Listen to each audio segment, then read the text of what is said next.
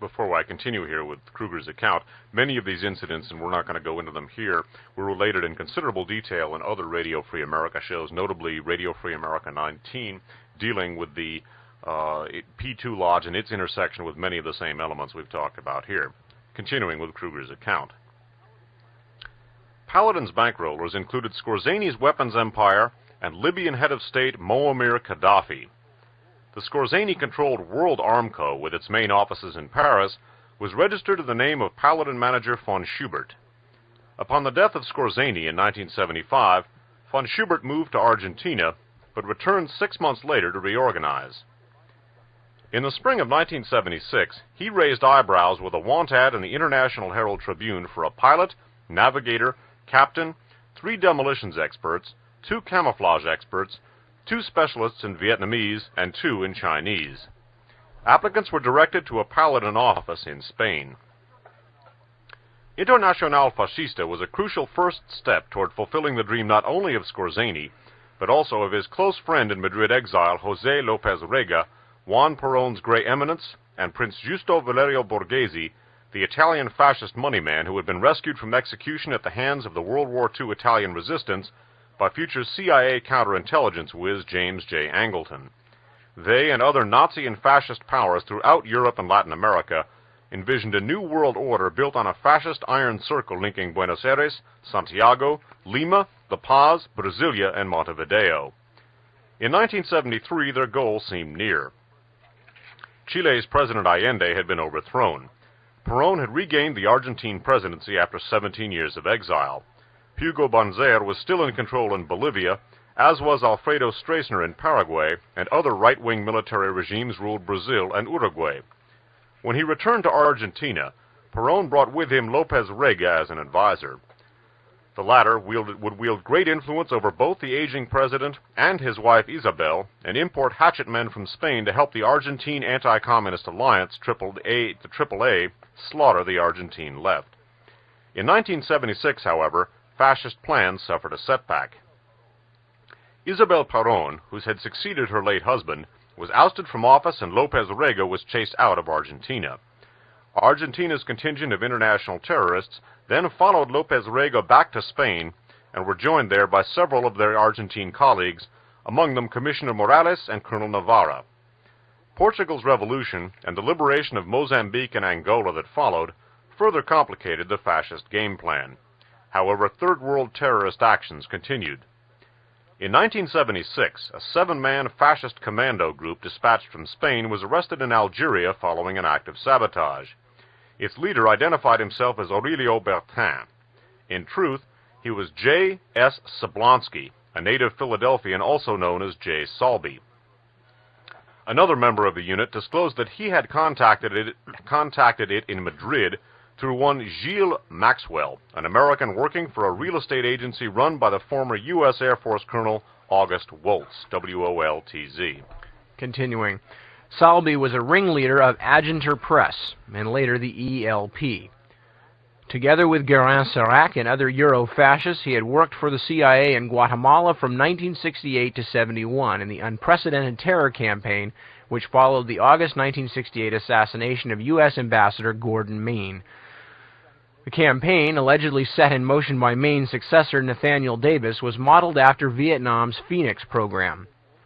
It afforded an early glimpse at the teamwork of European fascists with Miami-based CIA-trained Cuban exiles.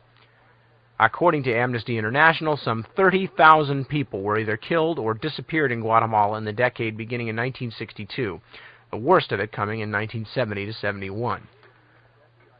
A later released FBI document revealed that Salby and former OAS terrorist Ranger, mentioned at the start of this chapter, had been in Miami in 1969 on leave from participating in mass murder in Guatemala. Correspondence in 1971 from Aginter Press leader Serac to Sablonsky is addressed to J. Salby, Seaboard Holding Corporation, 1451 Northeast Bayshore, Miami. Ranger again shuttled between Miami and Guatemala in late 73. As to Ambassador Davis, he moved on to bigger things in Chile. A terrorist contingent which would train commandos for the Chilean fascist party, Patria y Libertad, whose co-leader was reportedly Davis's next-door neighbor, followed soon on his heels from Guatemala. After a coup d'etat replaced Salvador Allende with Augusto Pinochet's military junta, some terrorists moved on to Argentina, while others, Salvi among them, rejoined Adjunta Press in Portugal. As fascist terror then struck Europe, Davis became the U.S. ambassador in Bern, Switzerland. By coincidence, Dina's chief of foreign operations, Pedro Ewing, set up an office in the same city. The southern European left, most vocally the Italians, then protested repeatedly against the presence of Davis, who was regarded as a coordinator of the terror. Eventually, he was relegated to the happy hunting ground of the Foreign Service, the Naval War College in Newport, Rhode Island. In 1976-77, Internacional Fascista made its presence felt often in Europe. West Germany's fascist and neo-Nazi groups doubled. After Spain and Italy, though, it was in France that the fascists were most industrious, with the old standbys from SAC assuming a new role. When 7,000 SAC agents were fired in 72-73, many joined fascist groups in Spain, Paladin in particular. Paladin's OAS contingent let bygones be bygones. Continuing. What has made sleuth work difficult is Internacional Fascista's attempts to camouflage itself as an arm of the left.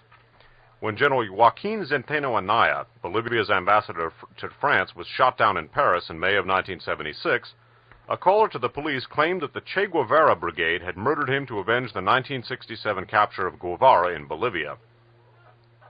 An eyewitness, moreover, claimed to have recognized the assailant as the infamous left-wing terrorist Carlos.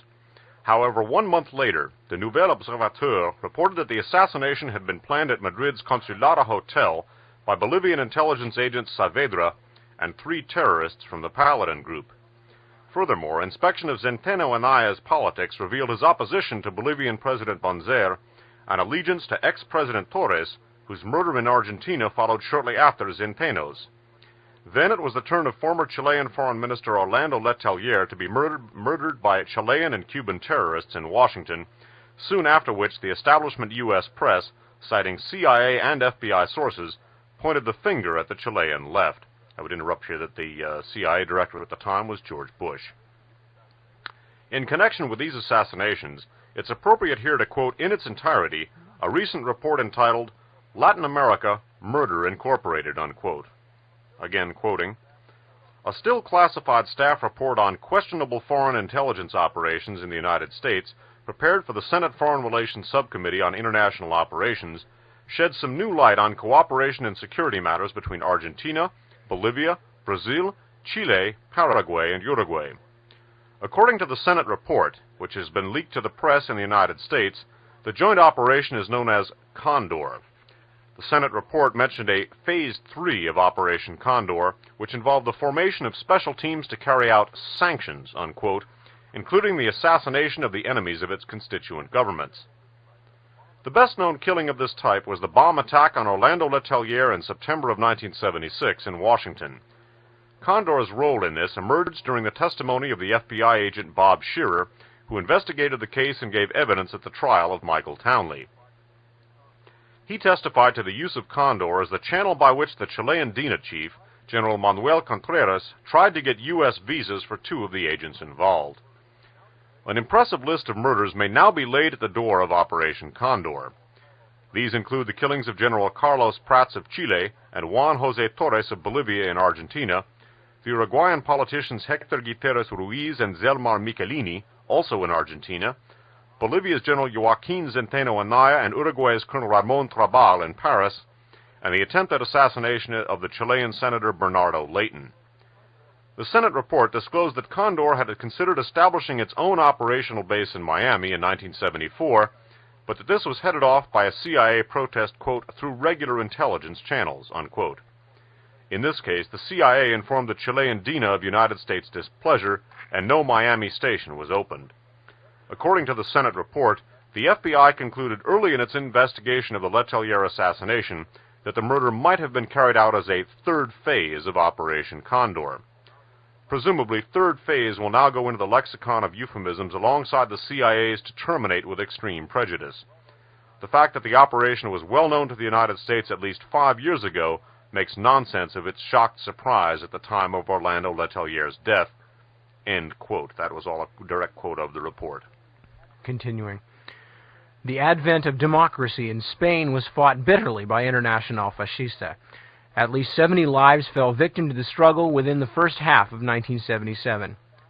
On January 24th, fascists armed with machine pistols stormed a Midtown Madrid attorney's office and opened fire on 12 lawyers who had defended leftists. 6 of the lawyers were killed. The rest were seriously wounded. Over the next 3 days, right-wing terrorists murdered 4 others, 2 of them students, which led to the arrest of Carlos Perez, the Cuban exile associated with the Argentine AAA. On February 22, 1977, Madrid police discovered a factory where Italian Ordine Nuovo fascists had manufactured handguns. The building had been rented from an order of nuns by Otto Skorzény's friend Mariano Sanchez Covisa. Following up their discovery, the police investigated a bank box in the name of Italian fascist kingpin Elio Massagrandi. In it, they found a small fortune and 3 gold bars traceable to the $10 million bank robbery masterminded by OAS alumnus Albert Spaggiari. This led to the roundup of most of Spain's Italian fascist elite: Stefano Della Chiai, Marco Pozzan, Elidore Pomar, Clemente Graziani, Salvatore Francia, Flavio Camp, Mario Rosa, Enzo Salzioli, plus Massagrandi and his wife Sandra Cricci. Spanish authorities, however, were pressured by the Italians' local protectors, and the terrorists were soon released. Many of them headed to Argentina and eventually returned to Europe. Massagrande and one Gaetano Orlando went to Paraguay, where they were arrested in December 1977 and released within days on orders from dictator Stroessner. There they remained. In August 1977, the Spanish AAA stole jewels worth $20 million from the cathedral at Oviedo. The police recovered most of the jewels when several terrorists were stopped at the Portuguese border. That same month, Internacional Fascista's Italian, Spanish, Argentine, and Cuban exile terrorist contingents were represented at a Taiwan assembly of the World Anti-Communist League. Continuing. In April of 1978, the parties behind Internacional Fascista formed an umbrella organization, Eurodroit, or Euro-Right, as a response to Euro-communism. Charter members included Giorgio Almirante's Italian Fascist Party, MSI, Spain's Fuerza Nueva, led by Blas Pinar, France's Force Nouvelle, PFN, led by Jean-Louis Tixier-Vigancourt, Belgium's Front National, and Greece's Rassemblement Général. In May, Almirante and others represented Eurodroit at the Wackle Assembly in Washington. On June 27, 1978, Eurodroit met in Paris, and on July 18th, its leaders met in Madrid with Latin American observers including Ricardo Curuchet of Argentina. Its representative at the April 1979 Wackle Assembly in Paraguay was Fuerza Nueva's Pinar. Finally, in 1979, several Eurodroit members were elected to the first European Parliament. The springboard of this chapter was what I deem the Miami conspiracy. Inevitably, I am drawn to suspect that international fascist operations are, to some degree, directed from Miami. World Service, the cover organization Patrice Charoff told me was based in Miami, was of the same ilk as Agenter Press, whose agents Rangiar and Salbi were in and out of Miami. Miami Cubans joined Agenter Press terrorists in Guatemala. The Nice bank robber Albert Spaggiari was allegedly in Miami before his heist and was definitely in touch with the CIA and the U.S. after it. 10 months later, money and gold stolen from the bank were in the safe deposit box of an Italian terrorist leader in Spain. Mirage director Duvater and Paladin agent K flew to Miami before their theft of Mirage millions and met there with Cuban exiles. 100 Florida-based Cubans joined the Agenter Press ELP army in Spain, where they became involved in acts of terrorism. Michael Townley and other DINA agents were in Miami to plan the murder of Orlando Letelier, and Townley also engineered an attempt on Bernardo Leighton's life in Rome. The old JM Wave operation is born again, only it is no longer confined to Cuba and the Third World, but now encompasses a bitter struggle against a new enemy, Euro-communism. The hometown of CIA fronts like the Sea Supply Corporation, Double Check Corporation, Zenith Technical Enterprises, Gibraltar Steamship Corporation, and Vanguard Service Corporation and the site of ominous Fontainebleau Hotel meetings between Santo Trafficante, Sam Giancana, John Roselli, Robert Mayhew, William Harvey, and Meyer Lansky, remains the birthplace of conspiracy. And to close the circle, let us not forget that gangsters and former espionage agents among Internacional, Fascista, and Carou's minions were knee-deep in the heroin trade, that still floating in the quagmire are extraordinary international agents E. Howard Hunt and Fernand Legros, and that several Spaggiari gang bank robbers had been the close associates of both François Chappé and Christian Beausers David, whom this book was at one time to have been all about. We're going to take a break here, and then we're going to come back. We're going to discuss a little bit about the very dense and important chapter we've just been through, and we're going to pick up then, following that discussion, with a discussion of Christian Beausers David, and we're going to talk about some of the Auguste Ricoeur mob and an extension of the Ricoeur mobs associated. Well, the Ricoeur mob was associated with Klaus Barbie, and we're going to talk about an apparent extension of that. And we're going to talk about Klaus Barbie, the cocaine coup in Bolivia of 1980, and a lot of other equally charming events. Indeed. So don't go away. We're going to take a break and play some music, give you a chance to wiggle your toes and kick your feet a little bit, and then we're going to be back for more. And as Dave said, we've got another 2 hours of information, all kinds of stuff. So Dave Emery and myself, Nip Tuck, will return in just a few minutes with more of One Step Beyond, right here. One Step Beyond, with more of Radio Free America, excuse me, right here on KFJC.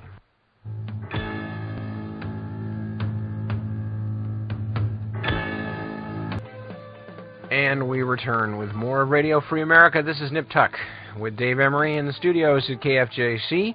We're going to be here until approximately 11 o'clock tonight, give or take a few minutes one way or the other, because as Dave so aptly put it, we never quite know how these things are going to come off, but time-wise anyway. So, however, we spent a long section. Actually, we should probably review some of that last chapter, because that's a lot of exceedingly complicated stuff having to do with the International Fascista and a veritable crossword puzzle of interlocking acronyms there. The SAC, the OAS, Carew, DINA, ELP, the whole bunch of them. But essentially, the strongest connection that needs to be made tonight, one is not expected to know whether, when one says AAA, one is talking about the Spanish AAA or the Argentine AAA. But the point is the very strong connection made early on between the, quote, legitimate intelligence services, organized crime, the drug traffic, and right-wing paramilitary, well, fascist politics and fascist terrorist action. And that's, in fact, as Dave mentioned, drugs, intelligence, and international fascism is, in fact, the title and the category of tonight's broadcast. Perhaps the most significant aspect of that particular chapter was, well, obviously the information is highly significant, but in his conclusion to that chapter, Henrik Kruger stated that the old JM wave station is born again. That, with perhaps a very unintentional, though, in the year 1987, the book was written in 1980, an excellent pun on the ultra-right-wing evangelical movement which is going around, that the old JM wave station, headed by Theodore Shackley, is indeed born again. Something to contemplate here in calendar year 1987 is the extent to which the Contra supply operation is not only very similar to station JM Wave, in which was basically a CIA covert operation run from the United States with, again, the same sort of coalescing of ultra-right-wing elements, various Nazi and Klan groups, civilian materiel assistance, and others basically being taken under the umbrella of the U.S. national security establishment. But the incorporation of the nexus of mafiosi, of organized crime, various intelligence agencies around the world, primarily the U.S. intelligence agencies, and specific fascist elements, combining to place the operations for right-wing terror around the world, Latin America in particular, under the DEA, for the CIA-infiltrated DEA. The interrelationship here between the narcotics traffic and the terrorist elements cited in that chapter is the key thing we're focusing on here. We're going to be coming back to that same nexus in our three-part series, which we have scheduled for May, and we'll be giving you the dates later, which is going to deal with the Iran-Contra scandal, involving many of the same elements and the same people we looked at here.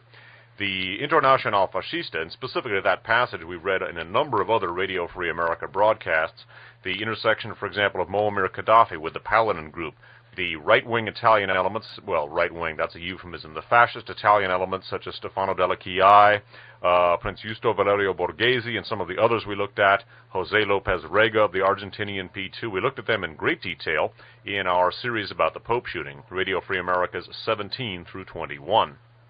Theodore Shackley, a key player in that situation, is also obviously one of the individuals who looms large in this whole complex. The book that we're reading from, The Great Heroin Coup, again, it came out, it was copyrighted in 1980, came out right at the end of that year. Obviously, I think in calendar year 1987, this turned out to be rather unnervingly prophetic. The very same Miami conspiracy that we're looking at, basically Kruger postulates that Miami is the nerve center of international fascism, closely allied with the U.S. national security establishment, looms even larger in the wake of the revelations of the Iran-Contra scandal, and we're going to be looking at those, as I said, in great detail in May in another series. Now, one of the elements in Heroin Kruger's analysis here that we're going to be looking at concerns Christian or Chrétien Beauserge David. He was a Corsican gangster employed first by the SAC, the anti-OAS group of Corsican gangsters employed by the French government to resist the attempted fascist coup in France. Later, as Kruger has indicated, particularly after the 1968 riots and street demonstrations in Paris, the SAC was welcomed back by the ultra-right-wing elements in Paris, and in France, I should say, and the SAC became part of the Internacional Fascista. We're going to go back to the Great Heroin Coup now, and we're going to take a look at the functioning of Christian Beauserge David. His nickname was Beauserge. We're going to look at his role not only working with the Ricoeur mob. Auguste Ricoeur was a Corsican gangster, a Nazi collaborator who fled to Latin America to avoid prosecution by the French authorities after the war. He then teamed up with, among others, Klaus Barbie, the SS and Gestapo chief of Lyon. Klaus Barbie, of course, as we've looked at in the past and has been widely documented in the popular press as well as any number of books, Klaus Barbie worked as an agent of the Galen organization, and we're going to be taking a look at the collaboration of Klaus Barbie, Auguste Ricoeur, and Christian David, not only in the heroin trade, but also in operating hand-in-glove with right-wing death squads in particularly Uruguay and Brazil. And in particular, we're going to take a look at looming, I should say, in the background of that is, of course, the CIA and the other U.S. intelligence services. Following our analysis of Henrik Kruger's, our expose, I should say, our reading of Henrik Kruger's analysis of the Auguste Ricoeur, Barbie, Christian David collaboration and their role with death squads, we're going to move on to an analysis of Klaus Barbie, his cocaine operation in Bolivia, and the so-called cocaine coup of 1980 involving the Fiancés of Death that we looked at in Radio Free America number 19. The group of cocaine mercenaries, basically, who operated hand-in-glove not only with the Bolivian national security establishment, but with elements of our own. And the cocaine trade is going to loom large in the final couple of hours of our broadcast this evening. Obviously, we will be looking at cocaine smuggling and its intersection with the U.S. national security establishment in our analysis of the Iran-Contra scandal. Okay, reading from The Great Heroin Coup. Auguste Ricoeur and his gang of heroin merchants were riding high when they were joined by Christian David in the latter half of the 60s. Each year, they transported hundreds of kilos to the huge U.S. market, and without the noticeable losses that narcotics traffickers must normally contend with. Its street value, depending on competition, lay somewhere between $1 and $2 billion annually. At the end of World War II, Ricoeur fled from France in a death sentence for collaboration with the Gestapo. He wandered for several years in search of an underworld niche. By the end of the second year, 3 of his companions in exile had been murdered. In 1947, Ricoeur arrived in Buenos Aires with the name Lucien d'Argel. Some say he had with him the millions he'd pocketed during the war. Others say he had to start all over. What's certain is that he opened an exclusive restaurant in Argentina at the close of the 50s and soon had a chain of restaurants and motels throughout Argentina, Paraguay, and Bolivia, each with the name Paris-Nice and an Eiffel Tower prominently out front. The motels evolved into a high-class brothel chain, and Ricord quietly began trafficking in narcotics. At the start of the 60s, Ricord moved his headquarters from Buenos Aires to Asunción, Paraguay. There he could feel at home among the old Nazi luminaries who had found safe haven under President Alfredo Stroessner. Ricord also regained contact with an old acquaintance then residing in neighboring Bolivia, former Gestapo chief Klaus Barbie, the killer or butcher of Lyon. Ricord had much in common with Barbie, alias Klaus Altmann, inasmuch as the former had assisted the Gestapo at torture and the rounding up of French Jews. Since the disclosure of Barbie's whereabouts, French and German authorities alike have vainly sought his extradition for the murder of hundreds. In 1966, old man Ricord enlarged his already immense narcotics network upon discovering how easily he could smuggle heroin into the U.S. via Latin America. For some reason, the U.S. Bureau of Narcotics and Dangerous Drugs, the BNDD, largely overlooked the danger from the South until the 70s. It eventually grew wiser, estimating that 50 to 60% of the Marseille-produced heroin on the U.S. market entered via Latin America, which generally meant by way of Ricord and Company. The old man surrounded himself with hardcore thugs. By 1970, the mob's leaders were Ricord, sentenced to death in absentia for treason, torture, and murder; Lucien Sarti, wanted for the murder of a Belgian policeman; Christian David, sentenced to death in absentia; André Condamine, wanted for the murder of a policeman; Jean Lunardi, wanted for murder; François Chiappe, wanted for 2 murders; and a French gangster and former SAC agent, Michel Nicoli. They also had a network of henchmen encompassing nearly every metropolis in Latin America. The money poured in, some of it to be reinvested in restaurants and nightclubs in Buenos Aires, Sao Paulo, and Caracas. But Ricord lost his grip on the reins. Before long, David Condamine and Sarti took over, reducing the old man to a figurehead who drank foaming Münchnerbrau with Die Alte Kameraden in one of Asunción's many German bars. Continuing. Marseille heroin was transported to Paraguay from embarkation points in Barcelona, Lisbon, and Brussels. In charge of transportation were Condamine as well as Chiappe, who often traveled between his Buenos Aires base and Barcelona, where his suppliers were the Orsini brothers of the Corsican Mafia. The heroin was transported by air and by sea. Part of it went via Brazil, then either overland to Paraguay or directly to the USA. Some of it sailed up the Paraná River to Asunción. The greater part of the heroin sent north arrived aboard small planes known as Mau-Maus, which generally refueled in Panama before flying on to either Florida or Mexico. There they were unloaded and shipment was continued overland. Paraguay had long been one of the great smuggling centers of the world. With 200 private landing strips scattered among the haciendas, it was impossible to monitor the enormous number of private flights, and no one seriously bothered to try since numerous government officials pocketed shares of the take.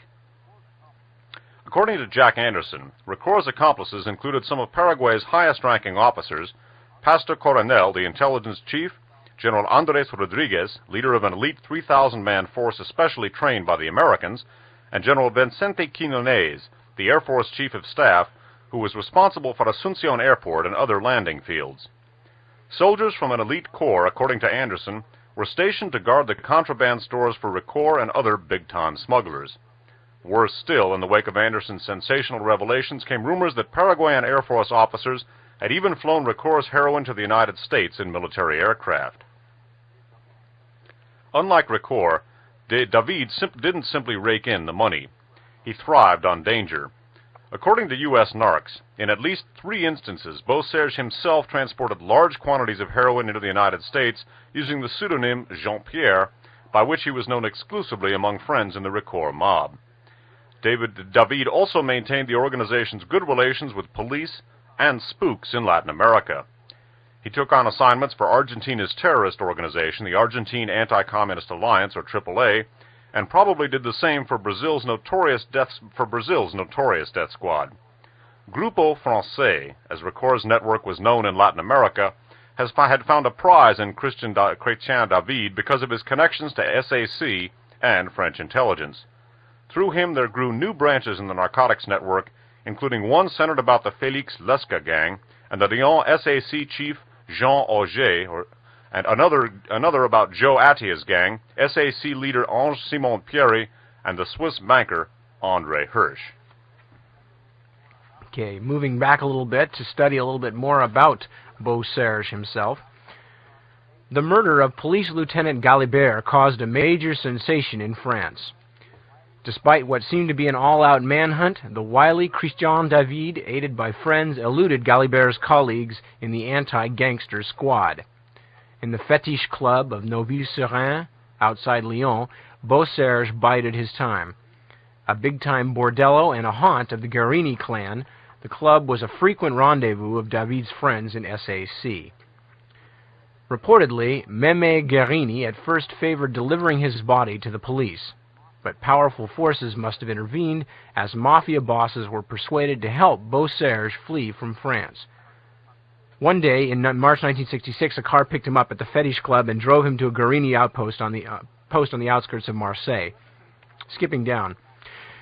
His reputation having preceded him in Latin America, David was welcomed into the Record organization with open arms and soon moved into its highest ranks. Also part of Beauserge's reception committee were agents of the SDECE and SAC. His arrival coincided with a powerful French diplomatic offensive in Latin America. With the U.S. wading into a quagmire in Indochina, and otherwise preoccupied with the Soviet Union, de Gaulle, and more so Jacques Foccart, sought to entrench themselves as deeply in Latin America as they had in Africa. De Gaulle planned to come on like the Great White Father, the Third World's only friend, but Foccart, F-O-C-C-A-R-T, felt that wouldn't suffice. He moved several of his most trusted men from Africa to Latin America. Between 1965 and 1968, for example, we find the notorious Colonel Roger Barbereau as France's ambassador to Uruguay, and Dominique Ponchardier its man in Bolivia. If anyone stands for cloaks and daggers, it's these two, whose names turn up in a string of France's most sensitive espionage scandals. Foccart's men moved where they saw the greatest openings, supporting right-wing forces in a region already in the grip of military dictatorship. Barbereau and Ponchardier offered to help these regimes break the back of left-wing insurgency. For that they needed men without scruples, men like Christian David. On arrival in Argentina, David met François Chiappe, wanted in France for a pair of murders. Chiappe, also known as Big Lips, had worked for the Guérini mob and was on excellent terms with politicians and right-wing militants in Argentina. He was also a top member of the Record organization. The Record network was divided into 4 teams that operated independently out of separate headquarters. Record himself ran the main team from Asunción, Paraguay, and oversaw the entire operation. Chiappe and Michel Nicoli led another team, Dominique Orsini and Louis Bonsignor a third, and André Condamine and Lucien Sarti a fourth. Other important names in the organization were Claude-André Pasteur, Didier Baron, and Michel Bouboul-Sang. And I'm not going to bother to spell all the French names because we're not even going to go over many of these too many times. It was Murder Incorporated in French. Nearly all had been sentenced to death in France. Continuing. Baroni, besides belonging to the Felix Lesca gang, had teamed up on art swindles with the aforementioned CIA agent Fernand Legros and with Legros' forger Émile de Horry. Pasteur was similarly interesting. In December of 1968, Enrico Pasili, a weapon-smuggling friend of Chrétien David's, was murdered in Rome. Almost simultaneously, Thierry de Bonnet, another close associate of Legros, died in a mysterious auto accident. Italian police suspected Pasteur in both killings, which were committed while he was on a trip back to Europe. The Record network operated freely south of the border because its members helped repressive regimes fight the left and smuggle arms, sometimes combining the two profitably. While he was helping intelligence groups infiltrate guerrilla movements, Chrétien David found new customers for his weapons. The major arms deals, though, were with fascist militant groups in Argentina and Chile. Through connections, Chiappe secured David an Argentine passport in the name of Carlos Eduardo d'Evreux Bergeret. Beauserge then went on secret missions for French intelligence. His first assignment, to infiltrate Douglas Bravo's Venezuelan urban revolutionaries, led nowhere. In early 1967, Bravo was expelled from the Venezuelan Communist Party and police smashed his organization. Once relocated in the hills, Bravo was wary of spies. Following the false start in Venezuela, Beauserge flew to Mexico and met with 2 African agents. They handed him a contract to eliminate African politicians. It's not clear whom he was to murder and whether or not he succeeded, but he was in Africa several months, and murder was a task he rarely muddled. Upon returning to Latin America, he joined Recor in Asunción before planting himself in Argentina. In late 1967, David, alias Eduardo de Bergeret, managed to infiltrate the Fuerzas Argentinas de Liberación, the FAL, one of the most active guerrilla groups in stormy Argentina from 1967 to 71. Among other actions, it kidnapped Auguste Recor's close friend and Paraguay's consul in Argentina, Valdemar Sanchez. Relying on his experience with the instruments of death, David soon became the FAL's arms instructor and ingratiated himself with its members. In the end, he made off with its files and a cash box containing $250,000. While fleeing, he allegedly slew an FAL leader and a lookout. He headed with his prize to Central America. Eventually, the SDECE made a deal for the papers with the Argentine government, which led to the arrest of several guerrillas and the death by torture of one. Soon thereafter, David went to Uruguay, where the French ambassador was Roger Barbereau, the same Barbereau who 4 years later would be associated with the French Connection heroin affair that also involved Beauserge. In May 1968, Barbereau and Dominique Ponchardier were unexpectedly rushed home to Paris to help quell French student unrest, forcing Focard to put his plans for Latin America on hold. After 1968, Beauserge was more or less a freelance agent. While remaining in close touch with the Focard network, he also took on assignments for security police and political death squads in Argentina, Uruguay, and Brazil, and thereby inevitably for the CIA. In Montevideo, he reconnected with his mistress Teresa, who just happened to be a member of the Tupamaros. Through her, Beauserge infiltrated Latin America's best organized band of guerrillas. Uruguay's president, Pacheco Areco, had already begun a determined struggle against the revolutionaries.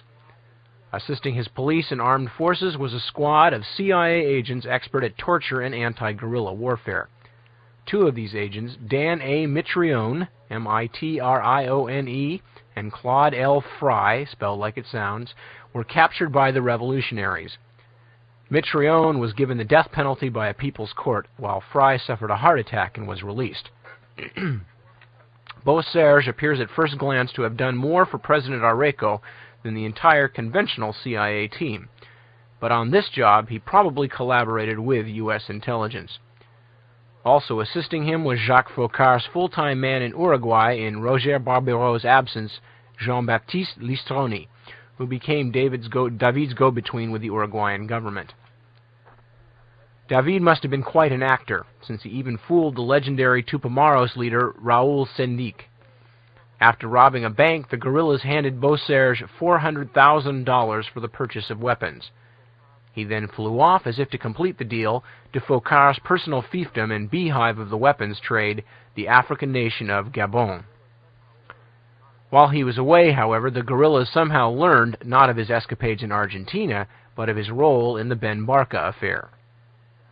They decided to set a trap for him, but once back in Uruguay, Beauserge smelled trouble and rushed to the security police, who soon arrested 150 guerrillas in the strongest blow they dealt the revolutionaries. It was a handsome feather in the cap of President Pacheco Areco.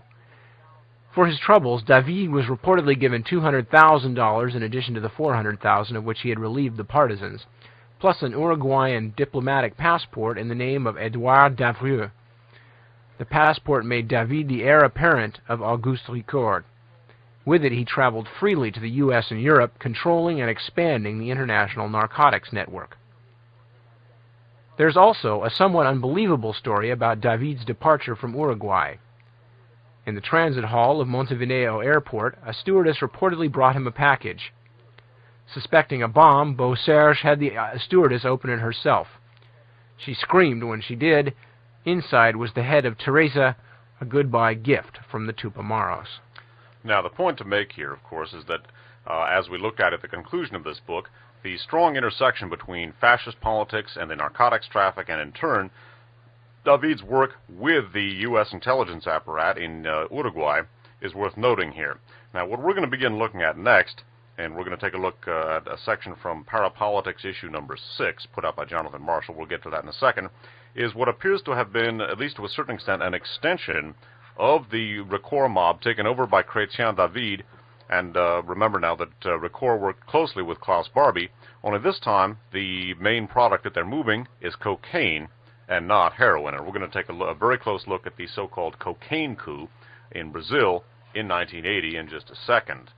Now again, bear in mind that Chrétien David, a French gangster who at one time, and apparently for quite a while, worked in an official capacity for the French government, worked hand in glove with various reactionary regimes in Latin America, and also apparently with the U.S. intelligence apparatus.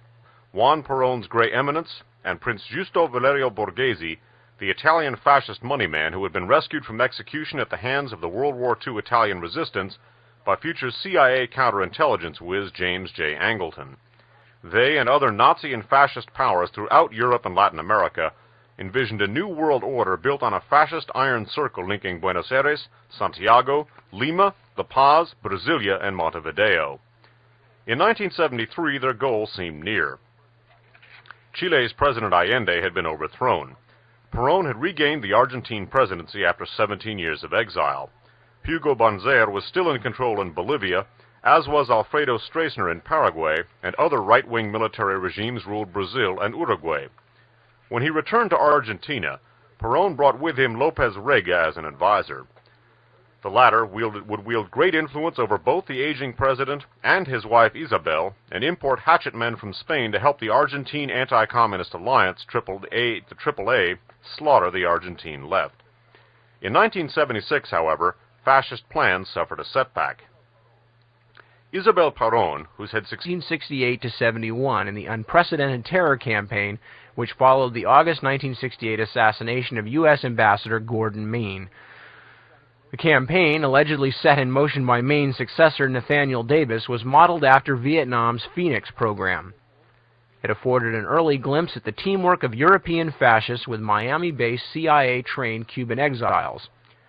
According to Amnesty International, some 30,000 people were either killed or disappeared in Guatemala in the decade beginning in 1962, the worst of it coming in 1970 to 71.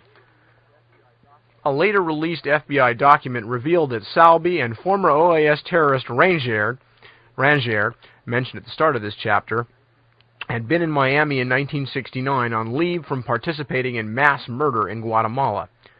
Correspondence in 1971 from Adjuntor Press leader Serac to Sablonsky is addressed to J. Salby, Seaboard Holding Corporation, 1451 Northeast Bayshore, Miami.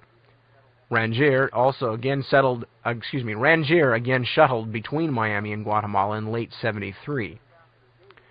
As to Ambassador Davis, he moved on to bigger things in Chile. A terrorist contingent which would train commandos for the Chilean fascist party, Patria y Libertad, whose co-leader was reportedly Davis's next-door neighbor, followed soon on his heels from Guatemala. After a coup d'etat replaced Salvador Allende with Augusto Pinochet's military junta, some terrorists moved on to Argentina, while others, Salby among them, rejoined Adjuntor Press in Portugal. As fascist terror then struck Europe, Davis became the U.S. ambassador in Bern, Switzerland. By coincidence, Dina's chief of foreign operations, Pedro Ewing, set up an office in the same city. The southern European left, most vocally the Italians, then protested repeatedly against the presence of Davis, who was regarded as a coordinator of the terror. Eventually, he was relegated to the happy hunting ground of the Foreign Service, the Naval War College in Newport, Rhode Island. In 1976 to 77, Internacional Fascista made its presence felt often in Europe. West Germany's fascist and neo-Nazi groups doubled. After Spain and Italy, though, it was in France that the fascists were most industrious, with the old state. Before I continue here with Kruger's account, many of these incidents, and we're not going to go into them here, were related in considerable detail in other Radio Free America shows, notably Radio Free America 19, dealing with the P2 Lodge and its intersection with many of the same elements we've talked about here. Continuing with Kruger's account. Paladin's bankrollers included Skorzany's weapons empire and Libyan head of state Muammar Gaddafi. The Skorzany-controlled World Armco, with its main offices in Paris, was registered in the name of Paladin manager von Schubert. Upon the death of Skorzany in 1975, von Schubert moved to Argentina, but returned 6 months later to reorganize. In the spring of 1976, he raised eyebrows with a want ad in the International Herald Tribune for a pilot, navigator, captain, 3 demolitions experts, 2 camouflage experts, 2 specialists in Vietnamese, and 2 in Chinese. Applicants were directed to a Paladin office in Spain. Internacional Fascista was a crucial first step toward fulfilling the dream not only of Skorzany, but also of his close friend in Madrid exile, José López Rega, who succeeded her late husband, was ousted from office, and López Rega was chased out of Argentina. Argentina's contingent of international terrorists then followed López Rega back to Spain and were joined there by several of their Argentine colleagues, among them Commissioner Morales and Colonel Navarra. Portugal's revolution and the liberation of Mozambique and Angola that followed further complicated the fascist game plan. However, Third World terrorist actions continued. In 1976, a 7-man fascist commando group dispatched from Spain was arrested in Algeria following an act of sabotage. Its leader identified himself as Aurelio Bertin. In truth, he was J. S. Sablonsky, a native Philadelphian also known as J. Salby. Another member of the unit disclosed that he had contacted it in Madrid through one Gilles Maxwell, an American working for a real estate agency run by the former U.S. Air Force Colonel August Woltz, W-O-L-T-Z. Continuing, Salby was a ringleader of Agenter Press, and later the ELP. Together with Guérin Serac and other Euro-fascists, he had worked for the CIA in Guatemala from